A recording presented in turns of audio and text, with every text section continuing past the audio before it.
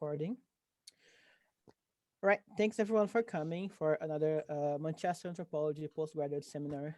Uh, Today we're here with Everson Fernandes Pereira. So Everson is a doctoral student at the in social anthropology at the Federal University of Rio Grande do Sul in Brazil. His research work is focused on medical anthropology, having worked in the past with rare genetic illnesses. Currently, he's a member of the COVID-19 Humanities Network. And for his doctoral studies, he is researching global health, coloniality, and the effects of the COVID-19 pandemic in Brazil. And his presentation today is what does it mean to be recovered from COVID-19 in Brazil. So we'll have his presentation afterwards. As usual, we'll have questions. And as usual, I'll be sharing those. So Everson, the floor is all yours. Okay, thank you, Vlad. Thank you for inviting me. It's a really pleasure to be here sharing with you this work, which is a work in progress. It's something I'm working right now. I started a few weeks ago, and I'm working with something that is going on right now in Brazil. So it's a bit difficult to work with something that is happening in this like this huge thing going on in Brazil. So yes, my talk is going to be basically in two topics. First of all, I will talk about the idea of recovery, and then I will talk about the experiences of people who are classified as recovered. So let me share my screen.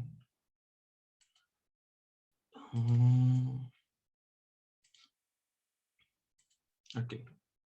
Can you see? Yeah, you do need to start. Yeah. Wait. Okay, let me check this here. Okay.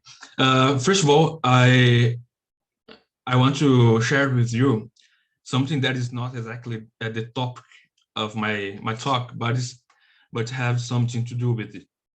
It's a fundraising campaign in Brazil, and in this video, I'm sharing just to I'm sharing for call for international solidarity, but also this video it shows a bit the context of Brazil right now. So I'm gonna play. If you have any trouble with the sound, please let me know.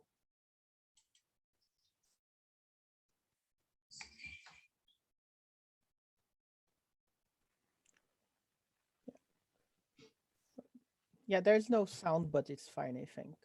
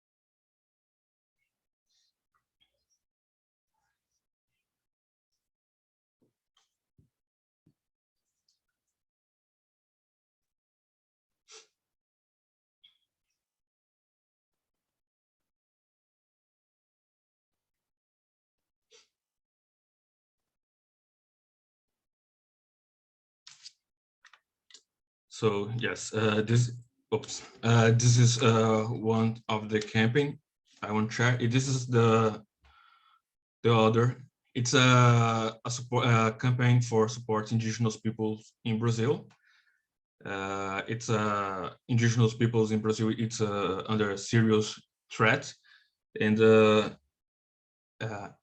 I mean, right now they are in Brasilia, capital of Brazil, protesting against illegal minings in their lands.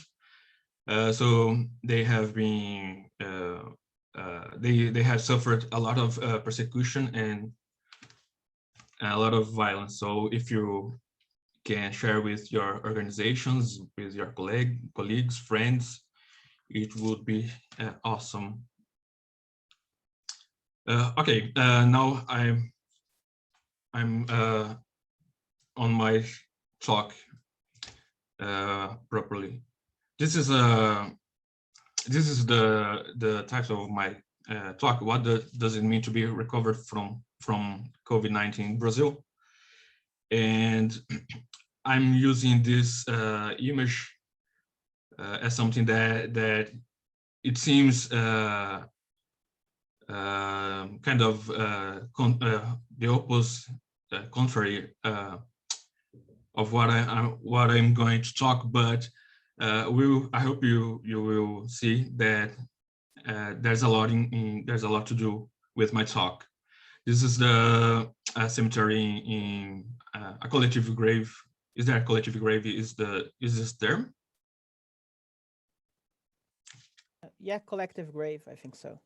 Okay, in Manaus, and I will mention Manaus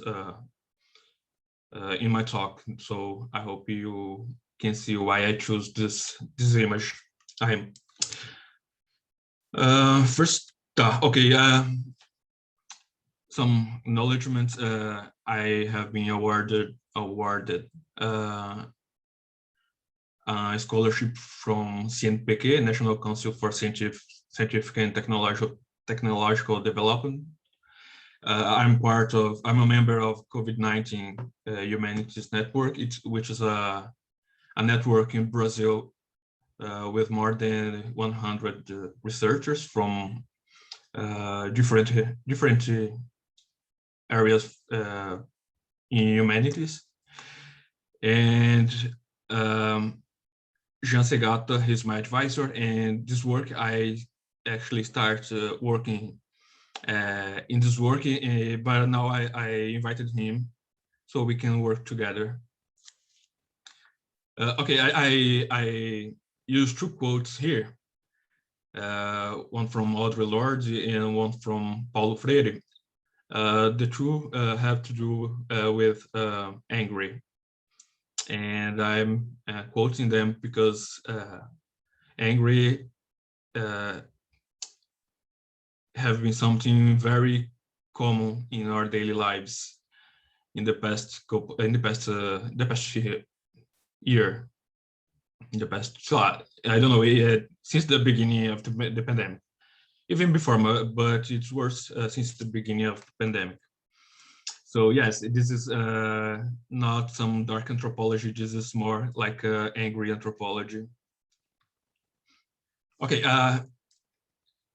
I have prepared something to read so I can be more direct and more on my time.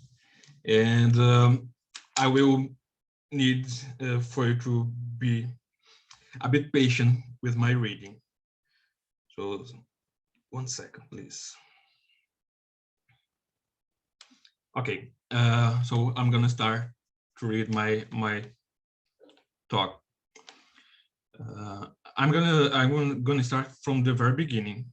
When the first cases began to surface in news from China, we received information about suspect cases of pneumonia, confirmed cases and deaths, which at the time were no more than half a dozen official deaths. Not just the news.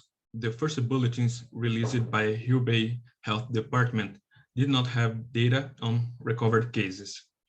The feeling at the time was that once infected, it was almost certain that the condition would evolve to death. However, as the days went by, data emerged from patients leaving hospitals, just discharged from hospitals and apparently from medical care came to be commemorated as good sign. Images of patients leaving hospitals in China came to illustrate some news about the epidemic, sorry. I followed the Chinese information daily and saw day after day the number of suspect cases increasing and the number of deaths as well. Information from recovered cases gradually began to emerge, and as the situation developed, speculations about the virus fatality and mortality rates began to gain public debate. So this is one image from a patient live a hospital in Jiangxi, and the other it's from the Diamond Princess cruise ship. The case of the Diamond Princess cruise ship was emblematic in the first moment of the epidemic because outside China, it was the first territory to have hundreds of cases, and for some time, it was the place with more cases in the world. Outside China. The Diamond Princess was a ship that docked off the coast of Japan in February 2020, and there were almost 4,000 people on board. Some began to consider the ship a kind of laboratory to obtain data on mortality rates of the new coronavirus and consequently the proportion of those recovered. Using the Diamond Princess data, the Chinese data, and the data that was just starting to come in from Europe, fatality rates were estimated and compared to influenza, SARS, and other infectious diseases to give a sense of the seriousness of the situation. Calculating the lethality rate is not simple and requires testing and diagnostic skills. And in a pandemic like the one we have been experiencing, it requires a structure that can handle the demand. Once fatality rate estimates and statistics on patients who need to go to a hospital stay on the fatality rates estimates and statistics on patients who need to go to a hospital stay were determined. An exception was also made on the number of people who would recover. So now I just brought this for a bit of introduction for these discussions, and now I will jump for the Brazilian context, which I called life score death politics. Davidson Faustino, a Brazilian social scientist specialized in the work of Franz Fanon, in an article titled "The Wretched of COVID in Brazil: Colonial Specters of an Announced Crisis," analyzed the first months of the pandemic in the country. He recalls that the SARS-CoV-2 virus arrived in Brazil by rich white people coming from a trip from Italy. However, the first death reported here was of a Black female domestic work in those people's homes. According to Faustino, Brazil's social formation has a peculiar characteristic due to colonialism, and its production relations were based on racial slavery. Because of the history of European colonization in Brazil and what Walter Mignolo has called the coloniality of power, many social relations are permeated by colonial aspects, including, to some extent, having Europe as the center of modern reason. I say this because countries in Europe were often seen as a models in fighting the pandemic, even when their policies were visibly flawed, and the best examples came from Asia, which was ignored here in Brazil, at least. Specifically, I recall the herd immunity policy initially adopted by British Prime Minister Boris Johnson, because his policy is frequently cited by supporters of Bolsonaro.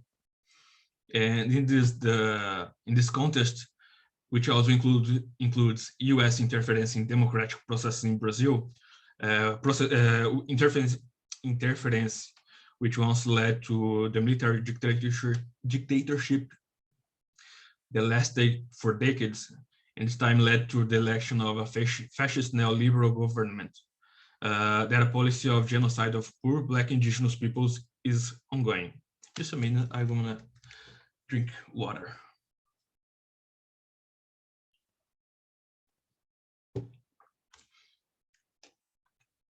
With this brief contextualization about Brazil, we return to the lethality rates. As the use of COVID fatality rates leaves out a series of complexities, President Jair Bolsonaro started to make statements that minimize the impact of the pandemic. Expressions such as little flu and media hysteria were used by Bolsonaro to take a stand against the mitigation measures recommended by health institutions, especially the World Health Organization. In Brazil, a transformation in the way the Ministry of Health makes public data on COVID-19 pandemic. In Brazil, happened a transformation in the way the Ministry of Health makes public data on the COVID pandemic.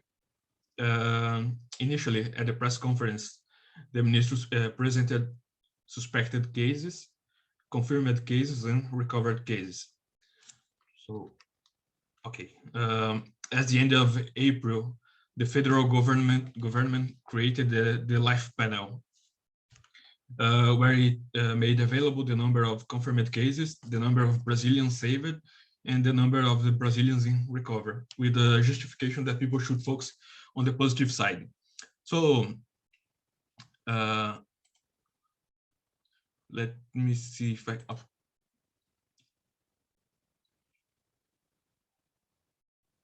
okay, I cannot use the okay. Here in the slide, I tried to use that kind of laser thing, but I couldn't. Yeah, so, just use your mouse, it's fine. you can see my mouse. Okay. So this is the placar da vida, how government call it, pen of life. Here it is the number of people infected by coronavirus. In yellow, saved Brazilian. Here the cases in recovery. Here in this panel, the government don't show anymore the number of death, the new death, and not even the new cases. In addition, the panel of life started to be used as a propaganda mechanism for the actions of the federal government as an example of good management in the fight against the pandemic. On social networks, the Department of Communication started to publish the panel of life almost daily, always insisting that the number of Brazilians saved denoted the success of the work of the federal government. Obviously, this is supposed to ignore the fact that the more infected people, the more recovered people, and also more people dying. The government also ignored the fact that the exorbitant number of infected people would necessarily make the number of recovered people equal. Oh, okay, I just repeat.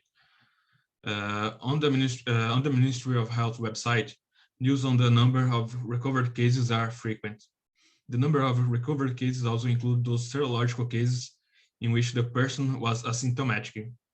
That is, it doesn't make much sense to say that this person is recovered or cures from something. This panel of life underwent some formulations over the month in which the pandemic was developing in the country. This change in the picture is not a mere detail. It reflects the Bolsonaro government's policies of boycotting the attempts to contain the contagions by SARS-CoV-2. Ironically, the panel of life is part of genocide policy. Just a minute. Okay. On the official page for the disclosure of daily data, the panel, so this is another print from Placar da Vida, and it's used by the Secretary of Communication daily. On the official page for the disclosure of daily data, the panel coronavirus, this is the panel coronavirus. Also underwent a change. The disposition of the classification tables of recovered cases and in follow-up gained prominence. This is here in color.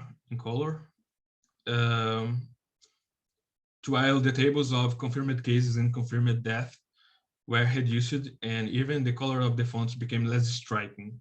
So in the beginning, this was all the same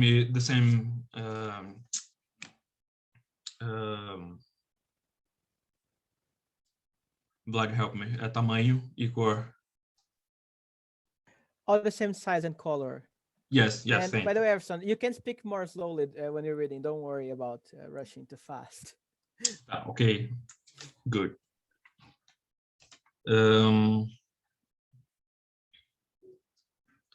It is interesting to note that the Department of Communication in social network started to use the classification of patients in recovery, while in coronavirus panel, it is in follow-up. Let me see if I know. This is also a significant distinction because follow-up patients are not necessarily recovering patients. They can the health can be worsening. As well as the use of the life panel, this change in the coronavirus panel serves to frame the pandemic in the sense of producing a discourse that creates a pandemic reality that smooths the impacts in the country. Likewise, by investing in the rhetoric of recovery cases, the government exempts itself from providing specific post-infection care, even though it is known today that many patients remain with sequelae of various types without knowing how long they will remain. So here is the Jair Bolsonaro on Twitter using this tactic. This is the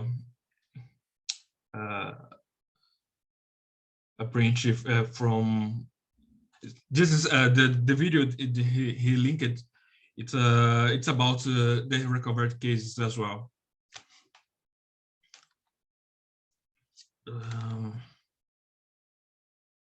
Okay, while using this panel of life rhetoric, the government promotes a policy of contagion and death, insisting on the so-called herd immunity.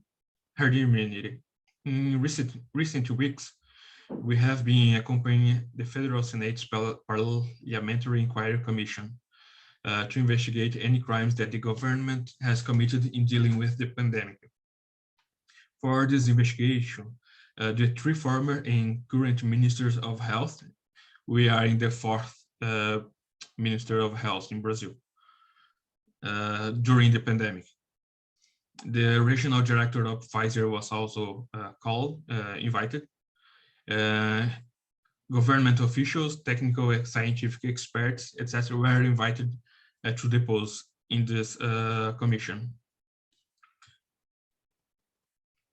In this commission, we found out about dozens of emails sent by pharmaceutical company Pfizer offering vaccines to Brazil, which were ignored by the government.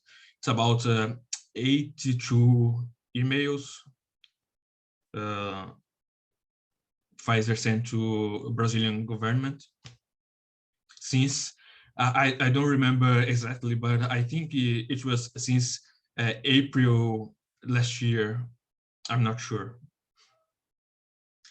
We found out about the parallel committee, or as they call themselves, the shadow committee, full of deniers who advise the president. These peoples, they tend to promote hydroxychloroquine, ivermectin. Well, I don't know how to pronounce it, but I think you understand.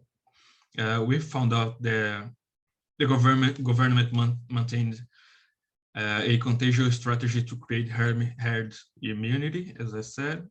We heard that there are evidence that the city of Manaus was used as an experiment to arrive at purported herd immunity.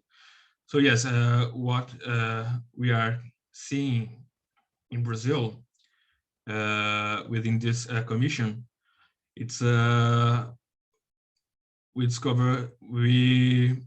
found out evidences that what happened in Manaus was not just flawed politics. It's an intentional crime. So just to illustrate this rhetoric of the numbers in this commission, this guy right here in upper left, he is Renan Calheiros. He is the president of this commission. He is using this here the number of people died from COVID in Brazil, official numbers. This other guy right here is he's a senator, supporter from Bolsonaro supporter, and he's using the number of lives saved. He said in the session last week that is 15 million people quote recovered. They were saved because of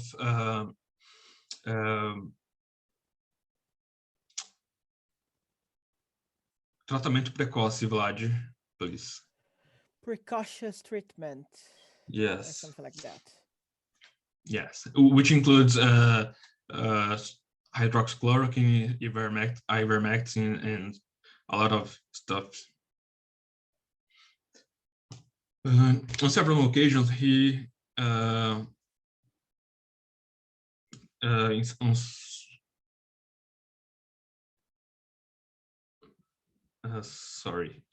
okay. Daisy Ventura and colleagues in a document entitled "Rights in the Pandemic: Mapping and Analysis of Legal Rules Response to COVID-19 in Brazil," compile an immense list of presidents'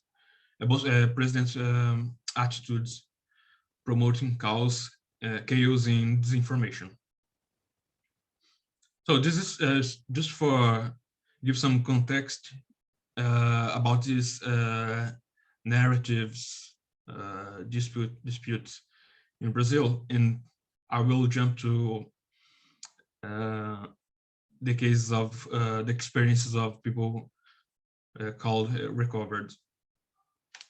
The Ministry of Health, the Ministry of Health uses as a classification criterion for recovery cases those who are discharged from hospitals or those who when not hospitalized, go beyond the period of transmission of the disease, 14 days. But by classifying as recovered those cases that no longer transmit the disease, the experience of illness is reduced to the virus capacity for infection. Several news began to report a phenomenon that has received different names and concerns a life after the COVID infection. Sorry, just one second.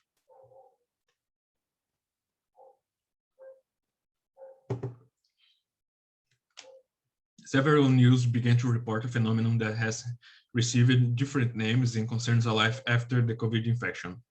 And here I reinforce the quotes in after, in the sense that it's after, but it's after that is happening. It's not actually an after.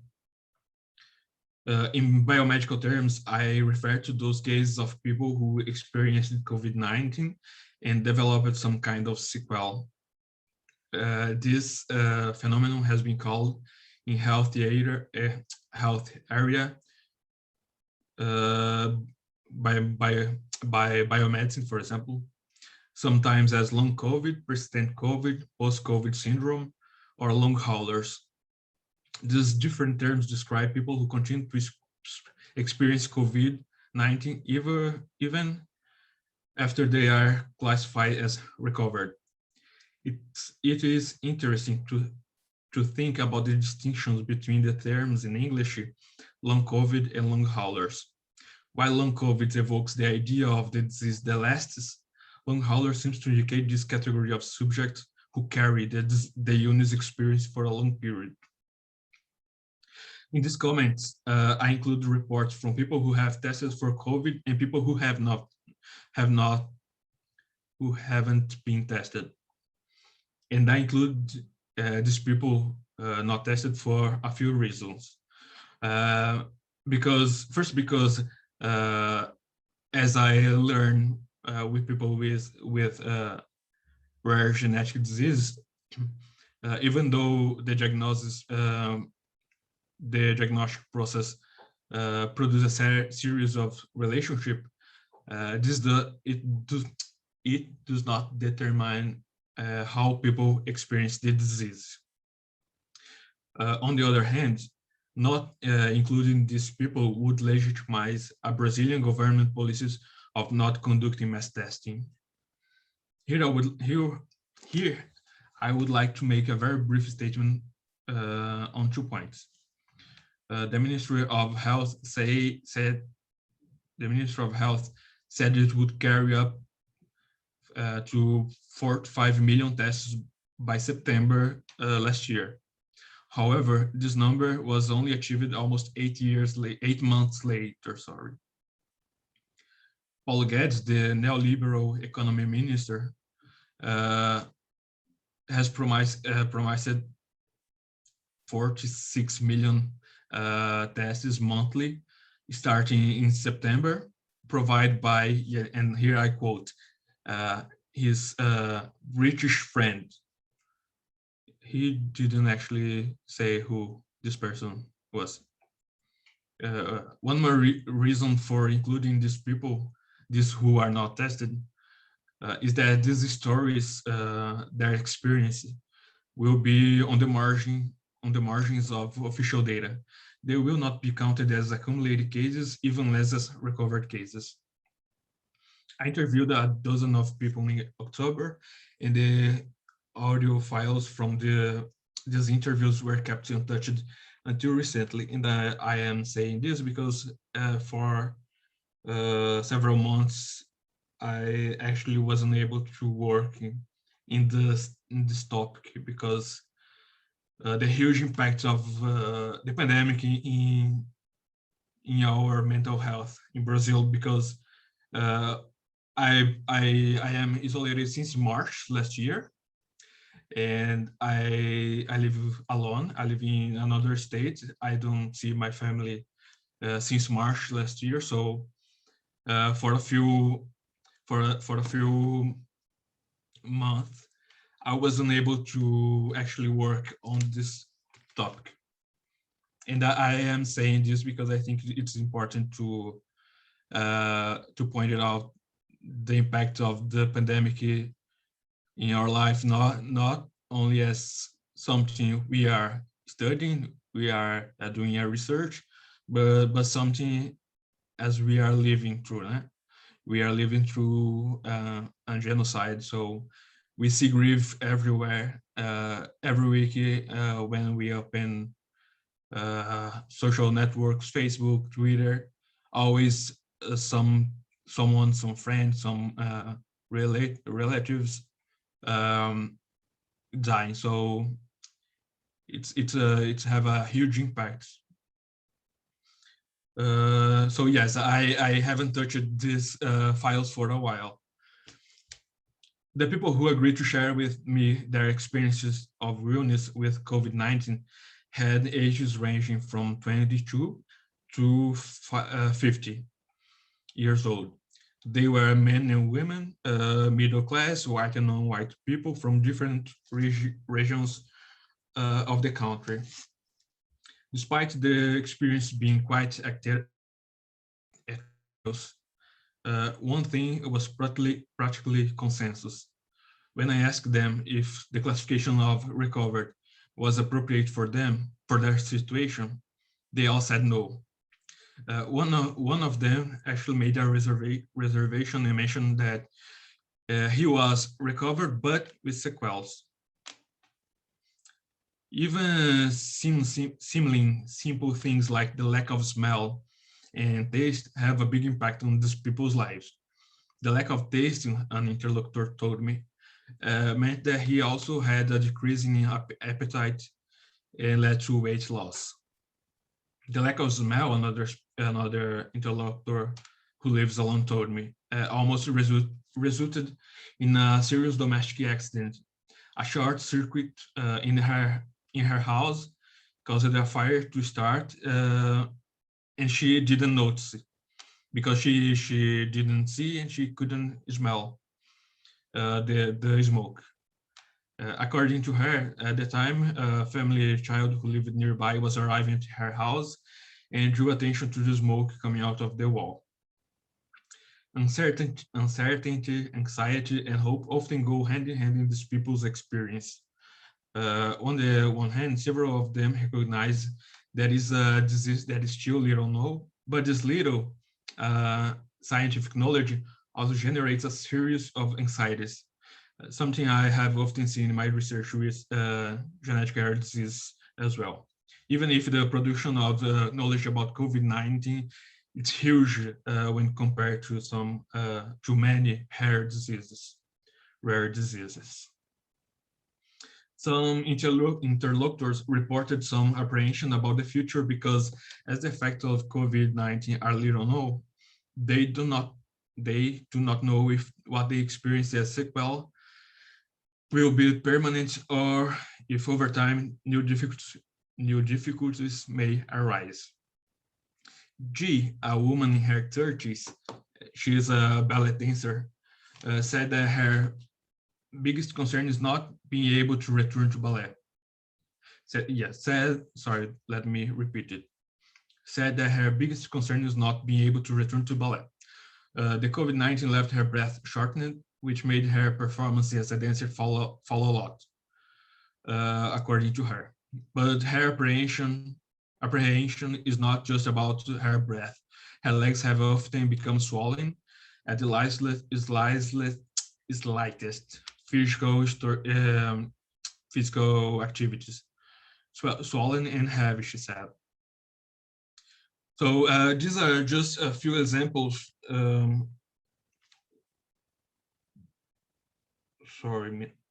Okay. These are just a few examples of people who had cases classified as mild and who even so see their daily life impacted by the impacts by the COVID. An exercise in imagination in relation to the thousands of serious cases that are now classified as recovered can make this picture even more worrying. In a country, this is some quotes from these people. Should I read it out loud? Up to you, if you want to read it or not. Okay. We have about 15 minutes for the whole presentation, so. Okay, I'm just in the. Yeah, I'm gonna read. I feel prolonged pain for 6 months due to the pulmonary embolism. I take 4 painkillers daily, sometimes opioids for extreme pain, with side effects that are actually kind of intense. I have trouble with routine activities that demand certain physical efforts. I also have shortness of breath for simple things. Like walking to the bank. It's a very limiting. I can't sleep on one side because of lack of air. I think talking about recovery like this is putting makeup on data, a way to generate pleasing numbers.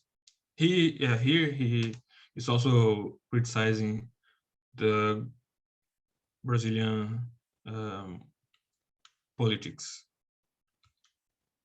So this is another man. Uh, he was on hospital for a few days, and he said this is a total disgovernment. When you talk about recovery, including those with sequels, is malicious and concerning. I see people walk the streets maskless because they think. Sorry, I think everything is all right. They see so many recovered. They saw me disappear for 15 days and then come back. They think everything was all right, but they didn't go through what I went through. He here he's talking about his experience in ICU, and the ICU crowded and people in despair. Yeah, he told me scenes of uh, of despair. This is a big one, but I think it's important because what he said, it's another man. What he said have a lot to do with this talk. So this is I'm gonna give you a few seconds to read because this is too much for me to read. Or if anyone want to read it out loud, it I would can be read it great. out loud. Yeah.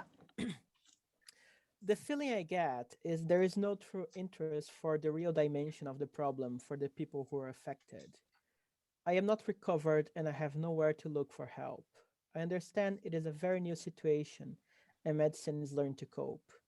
But I think that if there were concern in following up on people who have symptoms and are not recovered and giving it a name to help those people, the way it is right now scares us because I don't know if it is permanent or not, if it's all this going to be, and I really don't know how to look for help. And everything comes down to wait and see how it turns out, and if it's bad, handle it yourself. There's no support. They are so intent on showing this is not as grave as we think, not as important, that they put up there the number of recovered people because the number is what matters. It doesn't matter if they still have symptoms, if they have lingering issues. People get irresponsible because they see so many people recover and don't worry anymore. And they see the number of recovered cases and feel people talking about those who are not in fact recovered, and then people just don't care anymore. Thank you, Lord.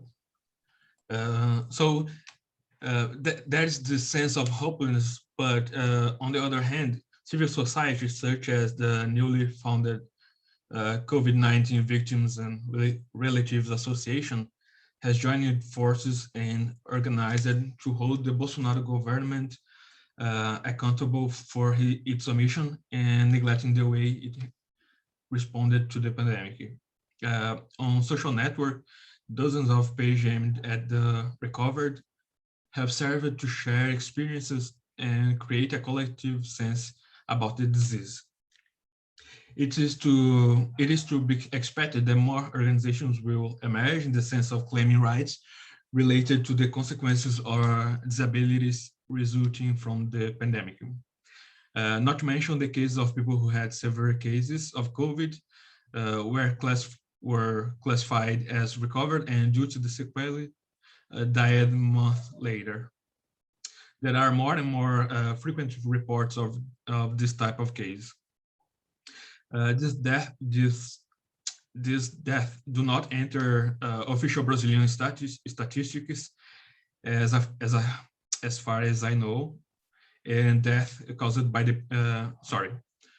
this death do not enter official Brazilian statistics as far as I know, and do not enter as death caused by the pandemic. So here I want to draw attention to the distinction between death caused by the pandemic and death caused by coronavirus. I'm not talking about this here, but if someone would know, I can talk about later. Finally, what I have tried to demonstrate here is how this category of recovered, rather than a technical and neutral epidemiological classification, captures a complex political relationship. It's unable to explain the course of the pandemic, and perhaps its epidemiological use has never had this pretension, but the Brazilian federal government, the Brazilian federal government makes it seem so. So this is it. Thank you. I'm gonna end my sharing. And as I said, this is a very much work in progress. So I really want to hear comments and suggestions, and I'm gonna ask you to talk a bit slower so I can understand. Yeah, thanks, Everson. So, as I said before, as the chair, I'll ask the first question. And if you have any question, please do raise your hand using the raise hand feature on Zoom, or write your message, or just try to get my attention the best you can. But first, Everson, my question to you. Thanks for the paper. I really enjoyed it.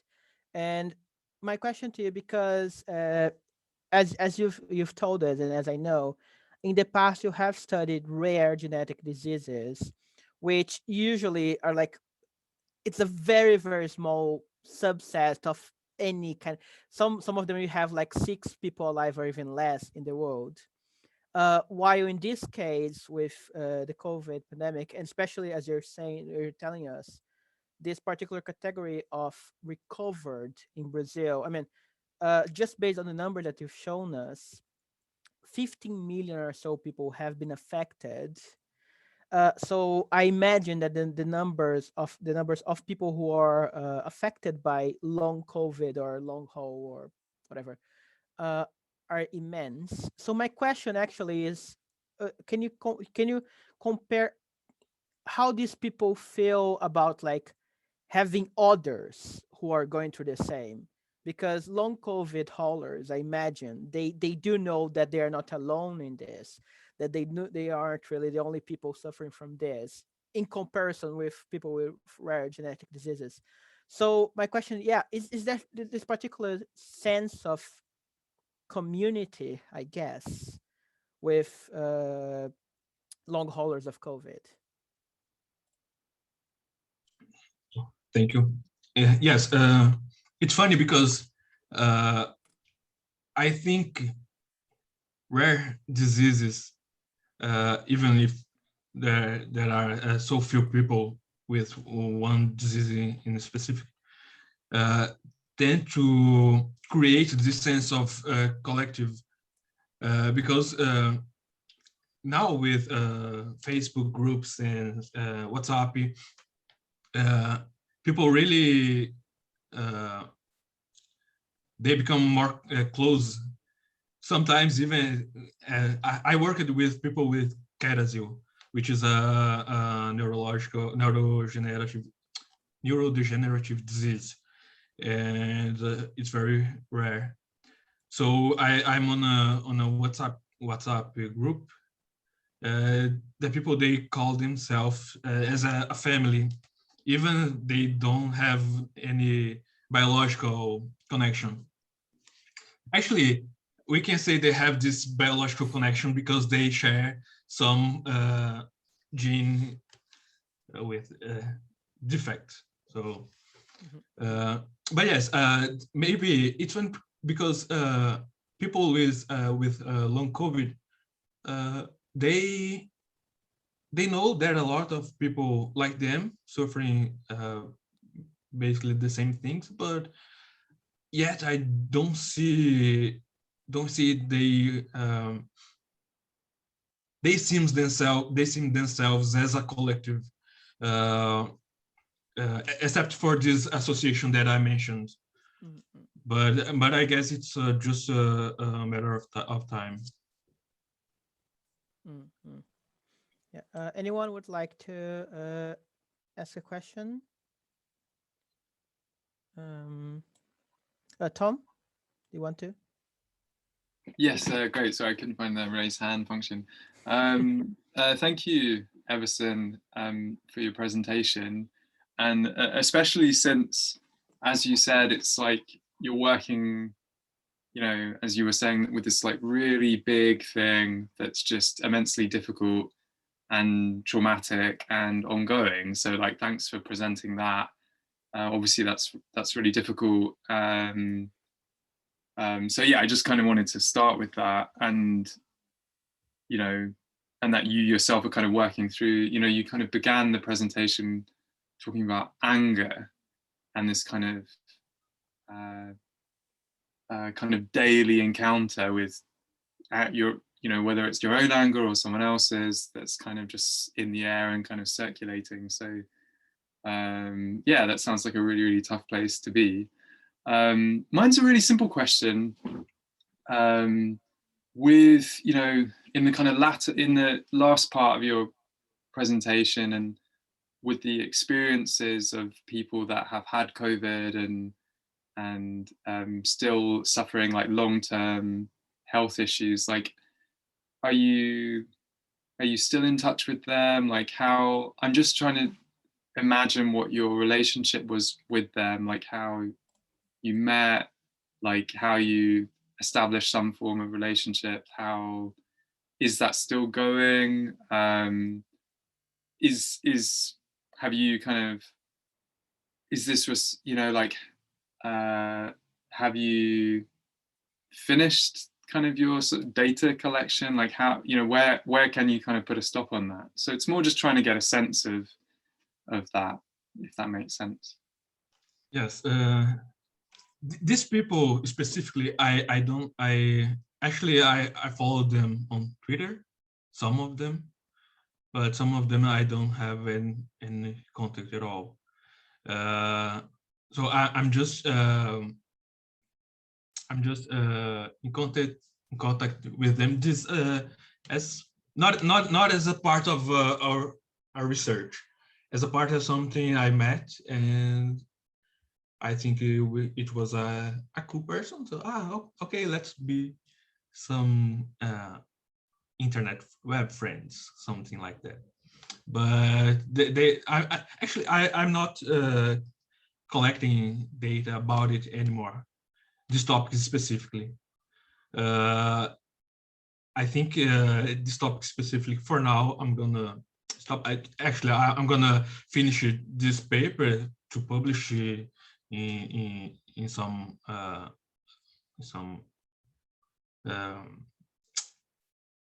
in somewhere, and but I don't have actually the energy for carry this specific discussion because I'm starting to writing my thesis, so I don't have a lot of time to work in another topic. Even if my thesis is about the pandemic, it's not about this topic specifically. So yes, I'm kind of stopping this research specifically, this topic specifically in this paper.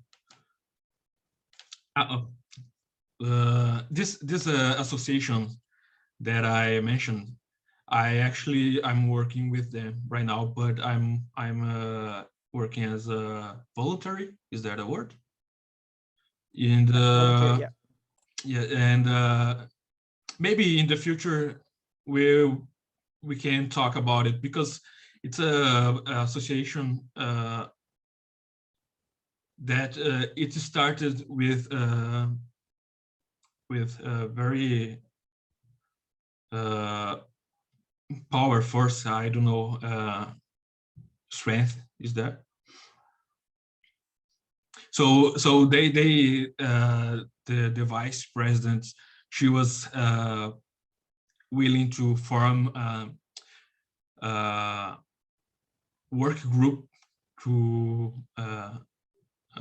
analyze, to discuss it, just the cases of people recovered. So maybe in the future it could be some subject to research, but I'm voluntary just to, because it's an association that really needs task force.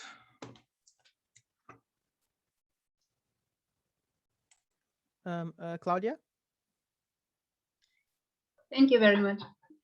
Yeah, wow, I mean, it's a bit like investigative journalism as well, no? What, like, all the things you found, this is so, I don't know, all these machinations of the government, secrecy about numbers and renaming, but all this politicization of the pandemic is there. So I was wondering, is there among your like interlocutors and maybe the broader media, social media landscape that you are looking at, is there a clear alliance of pro-Bolsonaro voters who say this pandemic is just a joke and doesn't harm anybody, and this is just a massive exaggeration and whatever else? And all, like, and those who are more anti-Bolsonaro would take the fun, like, this is of course a very simple picture, but do you see these tendencies that it is also like among the like public opinion kind of biased in that way? Just thank you. Okay, thank you, Claudia.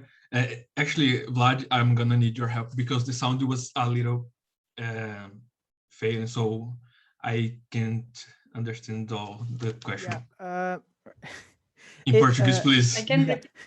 Não, ela está perguntando basicamente sobre uma radicalização entre o campo pró-Bolsonaro e o campo anti-Bolsonaro em relação à politização da pandemia. Oh, yes. This is something very... it's something that happened a lot, all the time. Fake news, disinformations, even the fact that you wear a mask, people could call you communist. Yes, something. Bolsonaro actually once said that people from the right wing take hydroxychloroquine or something like that, and people from the left go fuck themselves. So there's a polarization. It's a very, very strong thing. And well, my mother, she probably won't see this, and she won't understand what I'm going to say. But last night I have a huge fight with my mom because she's a Bolsonaro supporter and I'm not. So there's this polarizations affect families as well, not only people who don't know each other on the internet. But yes, there's a lot of things going on in this kind of sense. If you do something, then you are pro-Bolsonaro. If you do something, you are communist. You are, I don't know. I don't know if I answer your questions, but there's a lot of, and it's because there's a lot of going on, so it's difficult to pick things, but there's a lot of polarization as well. Sorry. The vaccination, for example, it's something Irish people who get the vaccines tend to be seen as opposition to the government, which actually doesn't make any sense. But there's this kind of stuff it's going on in very ways. It was about it, your question? Yes, and I know my question was very open and wide, so this was definitely a good answer to know a bit more about the case in Brazil. I find it super interesting that like there is the Bolsonaro camp and the communists on the other side, like this, like the opposition is like these are a clearly defined group which are called communists, which I did not know that this was the case in Brazil. So that's really interesting. Yes, the anti-communist is here in Brazil. It's something. It's always something worrying, but it was the argument that led to military dictatorship in the 60s, and it is the same story, the same argument, which led to the coup against Dilma Rousseff in 2016.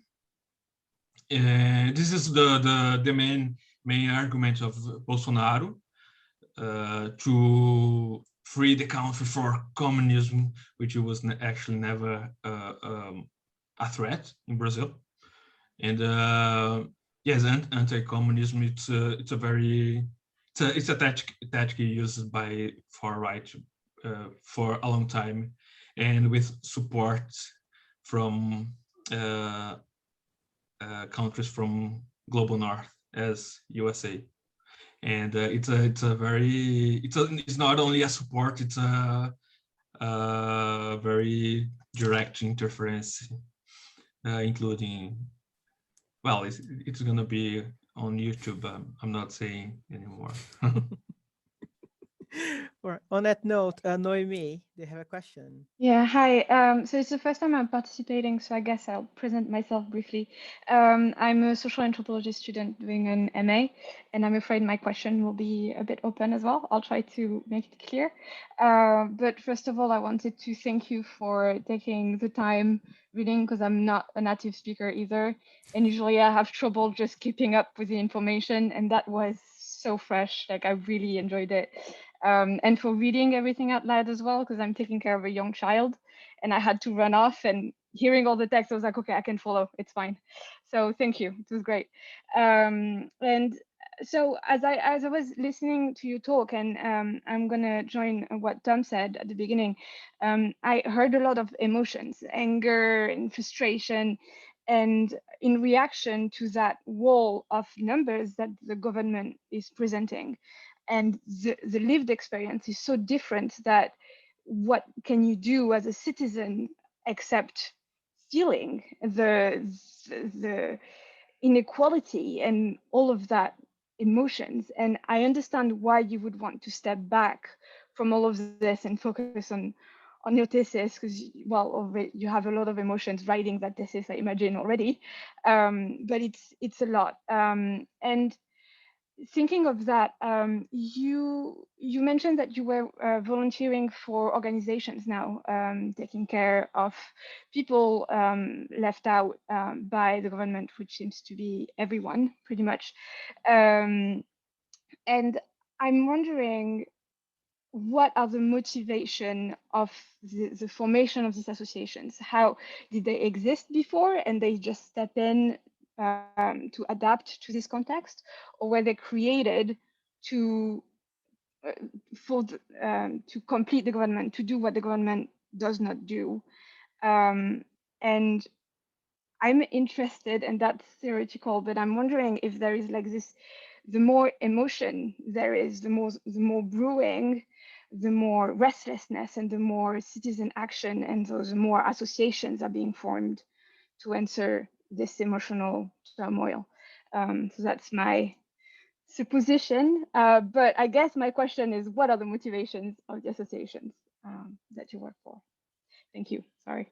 Okay, thank you.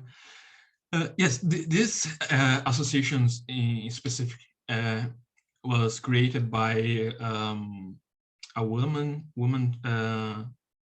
that lost her mother in January. I'm not sure, but this year, her mother died from COVID, and she is one of the these people who are recovered, but actually have a lot of things going on. So yes, there's a lot of emotions in these associations. This case specific is this the one association I'm following. I'm being a member or volunteering. So the other guy who is the president of this association, he was on ICU for several days, and he also had a lot of things going on. He's not recovered. He is recovered, but not recovered. Yes. So yes, there's a lot of emotions, but I brought this association, only this association, because this is the only I know working with COVID, people affected by COVID specifically.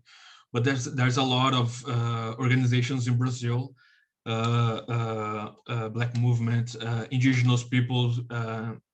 They are right now in the capital of Brazil protesting. There's a huge protest being organized. It's gonna happen in a few days. In I don't know. Today is 16. In 3 days, 3 days from now.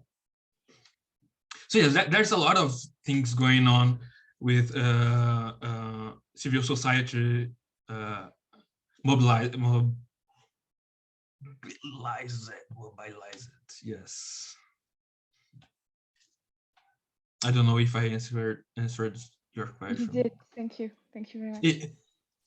Personally, I joined these associations because this huge sense of frustrations, because even though I'm from a working class background, my family, it's all from working class. During the pandemic, 2 of my older sisters were unemployed. So even though I am from this background, I have a scholarship. I can be at home, working at home. And so there's this huge sense of frustration for not being able to do anything there,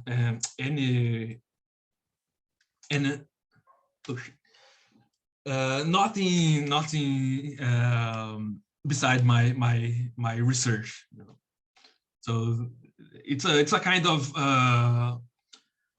shake the body, and so yeah. Right, Tulio, have a question? Thank you very much. It was fascinating. I was just wondering about the thing about the angry anthropology. I think that is a very strong perspective and a strong suggestion as well. And I was just wondering, like people like us who are foregrounded on STS, there is this thing about we have been thinking so far about a kind of scientific governance. And now the context is we have an anti-scientific governance. And I think there is an intentional confusion about everything that's going on. So I was wondering, when it comes to anger, for me, it's easy to think about the government in Brazil. I'm also Brazilian, although I'm in the UK. I've been here for 2 years, but it's impossible not to be angry every day with the Brazilian government. And I was just wondering, like, how does anger appear in your research? Because I think it's easy from us as researchers, as people who are being critical about the government, and also in a multi-species point of view, like it's easy to be angry about the virus, for example, and or about the disease, and consider as a completely detached fact or factor from all of the policies going on. So if you can answer, like, how the anger is being mobilized in your research, it comes from you, and it's very clear, and we need to legitimize our anger as researchers from the global south, even we are occupying positions in the global north. But how does it appear from your informants, or in other aspects of your research, if that's okay? And congratulations, it was amazing. Hi, Tulio. Nice to meet you. Nice to see you. We are already met in drunk situations. So, yes. Actually, I don't have for my thesis. I don't have informants, informants. I'm working with documents and stuff like that.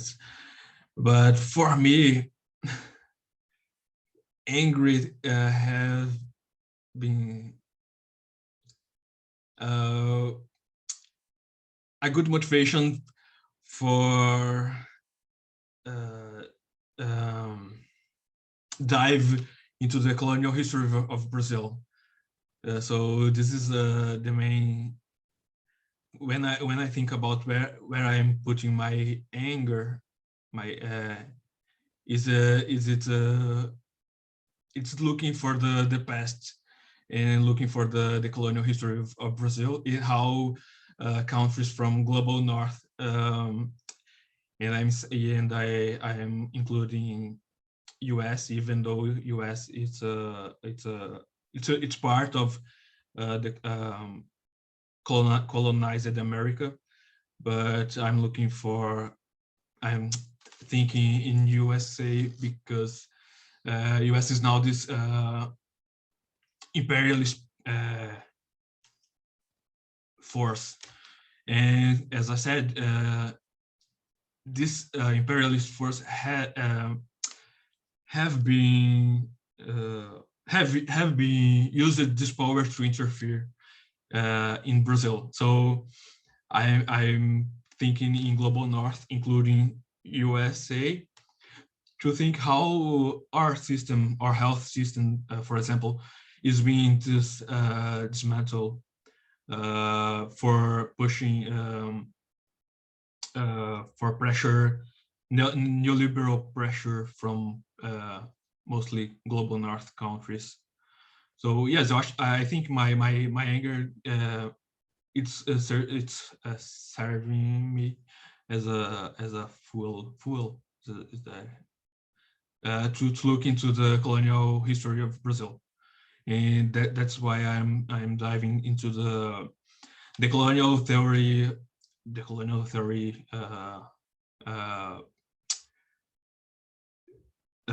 thought by Latin American thinkers. Yes, that's it. All right, thank you, Ian. Hi there. Yes, thank you very much for the presentation. I just had a kind of quick question, really. I mean, you've touched on some of these issues already. I was just wondering whether the COVID pandemic and everything that's happened over the last year has affected the way that you view your previous research, your your thesis on, and sort of the medical establishment in general and how that works, and also maybe if you'd seen any how sort of medical anthropology and so forth in general may have altered over the last year and a half as well. Has there been maybe a shift in orientation from things which have arisen from the some of the issues around COVID, and how this might apply to research, anthropological research into other diseases and medical systems, whether it's put a new lens on this sort of research for you? Vlad, I'm gonna need help. I'm not sure I understood either, to be fair. Okay. I mean, yeah, it's kind of, yeah. Can you try, Ian? Okay, so you were doing research into genetic diseases previously. COVID happened in the last year. Has the way you've viewed your previous research changed in light of the COVID pandemic and the things which it has surfaced? Does that make sense? Has your attitude, has your approach to your thesis changed?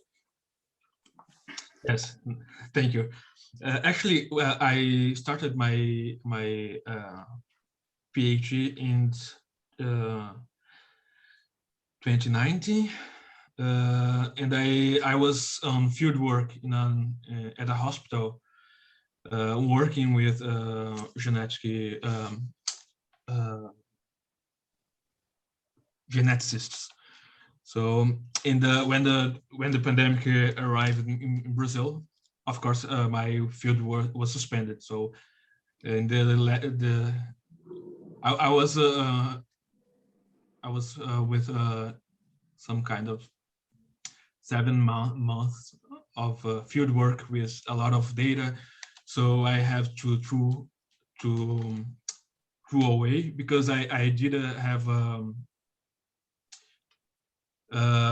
one agreement with the hospital that data I can use only for my thesis. So my thesis has changed, so I cannot use that data.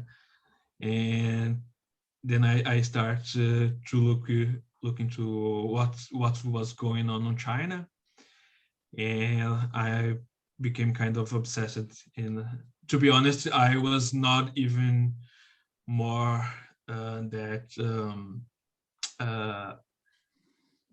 excited with my previous research. So, but I don't think I have changed the way I look my past research. The thing I think the most and I feel the most, it's this lot of information going on all the time everywhere, which working with rare diseases is not something common. I here in Brazil, at least, I know Sarah Gibbon in UK, but here in Brazil, we are some 6-7 people working with rare genetic diseases in anthropologists working with rare disease. So it's a small community, and now I have this. Everyone is talking, working, thinking the pandemic. So it's a lot of information that I actually didn't have the time to think in my past research, to be honest. So I wouldn't say something has changed, but I think what working with rare disease helped me today. It's see that this, even though with a lot of information, people tend to think that still misses information. I don't know if it makes sense. All right. Does anyone have any more pressing questions. So just to finalize, Everson, I would again want to thank you for taking your time today. But also, so you're saying this paper is going to become an article, um, and yeah, you don't have to tell us where you're planning to publish. But I wanted to know what are your plans next, because as you said, you're writing your thesis. So yeah, what's next on your research, I guess? Yes, my I have my thesis to write. If you want to tell a bit more what your thesis is on as well. So yes, No pressure, though. my focus now it's gonna be on my thesis and this work with this association. And as I said, actually, as you said, I am a member of this network. So there's a lot work going on, and I am focused on my thesis because my prazos. Deadlines. Yes, my deadlines are very, it's scaring me. So I'm gonna focus on my thesis, and what I'm trying to do in my thesis. It's a decolonial critique of global health from Brazil during this pandemic. So yes, I'm diving in decolonial theory. It's not actually something that I'm familiar with, but I'm kind of obsessed. So that's it. It was a pleasure to be here, and it was. I was very nervous, but now I'm okay. All right. Thank you Let's for stop the the recording. Yeah. thank you for the comments as well.